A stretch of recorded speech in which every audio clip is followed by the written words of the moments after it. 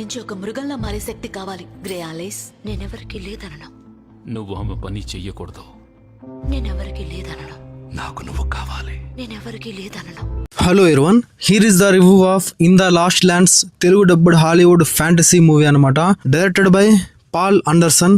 బేసిక్గా ఈ మూవీ వచ్చేసి ఎయిర్టెల్ ఎక్స్ట్రీమ్ ఓటీటీ ప్లాట్ఫామ్ లో తెలుగుతో పాటుగా తమిళ్, మలయాళం లాంగ్వేజ్ లో స్ట్రీమింగ్ అవుతుంది. ఇక ఈ వీడియోలో ఈ in the lost lands movie ఎలా ఉందనే విషయాల్ని మాట్లాడుకుందాం. వీడియో చాలా ఇంట్రెస్టింగ్ ఉండబోతుంది, స్కిప్ చేయకుండా లాస్ట్ వరకు చూసేయండి. ఇంకొక చిన్న రిక్వెస్ట్ ఏంటంటే, చాలా మంది మన వీడియోస్ చూస్తున్నారు కానీ సబ్స్క్రైబ్ మాత్రం చేయడం లేదు. ఇలాంటి మంచి కంటెంట్ ఉన్న మూవీ ఇన్ఫర్మేషన్ వీడియోస్ కోసం, మూవీ అప్డేట్స్ కోసం మన సినిమాటా ఛానల్ సబ్స్క్రైబ్ చేయండి, లైక్ చేయండి, కామెంట్ చేయండి, hit the bell icon also for more updates. ఇక in the lost lands movie ఎలా ఉందనే విషయానికి వస్తే, నాకైతే నచ్చలేదు. 1 గంట 40 నిమిషాల పాటు రన్ టైమ్ తో ఉంటది ఈ మూవీ. ఎక్కడ కూడా ఫ్యాంటసీ అడ్వెంచర్ నాకైతే కనిపించలేదు. బేసిక్ గా మూవీ ప్లాట్ ఏంటంటే, గ్రే అలిస్ ఒక శక్తివంతమైన మంత్రగత్తె అనమాట. ఆ ప్రాంతానికి సంబంధించిన రాణి ఒక కోరిక కోరుతుంది. అదేంటంటే, బీడు భూములు అనే ప్రాంతంలో ఒక రూపు మార్చే ఒక తోడేలు ఉంటుందన్నమాట. దాని శక్తులు తెచ్చిమని అడగగానే ఆ వర్క్ పైన అయితే ఆ మంత్రగత్తె వెళ్తుంది. ఇక ఆ మంత్రగత్తెకి సహాయకుడిగా ఒక వేటగాడు ఉంటాడు, తన పేరు బాయ్స్ అనమాట. బటిస్ట్ అయితే ఈ రోల్ నటించారు. తననైతే వెంట తీసుకెళ్తుంది. చివరికి ఏమైంది అనేది మూవీ స్టోరీ అనమాట.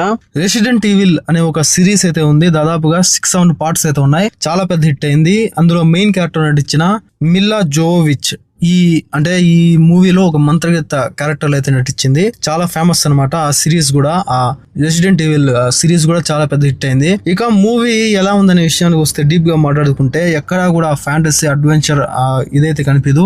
ముందుగానే చెప్పుకున్నాం కదా, ఒక శక్తివంతమైన మంత్రగత్తె అని. కానీ తన మంత్రగత్తె అనడమే గానీ ఎక్కడా కూడా మంత్రాలు ఉండవు, తంత్రాలు ఉండవు, ఇంప్రెస్ చేసే విధంగా ఉండవు. 1-2 చోట్ల ఆ మంత్రాలు అవి వాడుతుంది అనమాట. అవి కూడా అసలు చాలా ఇంప్రెస్ లేకుండా అసలు చాలా సిల్లీగా అనిపిస్తుంది. స్టోరీ అంటూ పెద్దగా ఏముండదు.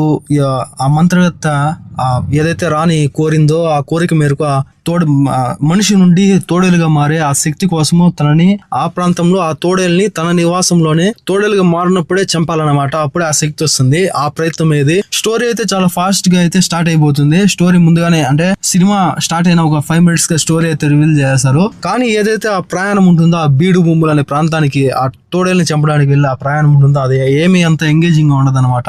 ఇక అంటే మిడిల్ పార్ట్ లో, మూవీ స్టార్ట్ అయిన మిడిల్ పార్ట్ లో ఒక రాక్షస గుంపు ఒక ప్రాంతంలో బాయ్స్ పైన, ఈ మంత్రగత్తె పైన అటాక్ చేసే సీన్ ఉంటుంది. అది ఎంత సిల్లీగా ఉంటుందంటే, ఏదైతే ఆ రాక్షసులు ఉంటారో వాళ్ళు మరీ వరస్ట్ గా, అంటే ఏదో బొమ్మల్లాగా అనిపిస్తారు. ఇక మూవీలో ఏదైనా బాగుంది అంటే అది ఆ లొకేషన్స్, ఆ అట్మాస్ఫియర్ చాలా బాగుంటది చూడడానికి. దాంతో పాటుగా చివరిలో ఒక ట్విస్ట్ ఉంటుంది, అదైతే అన్ఎక్స్పెక్టెడ్. చాలా మంది అసలు ఎక్స్పెక్ట్ చేయలేరు అటువంటి ట్విస్ట్ అనమాట.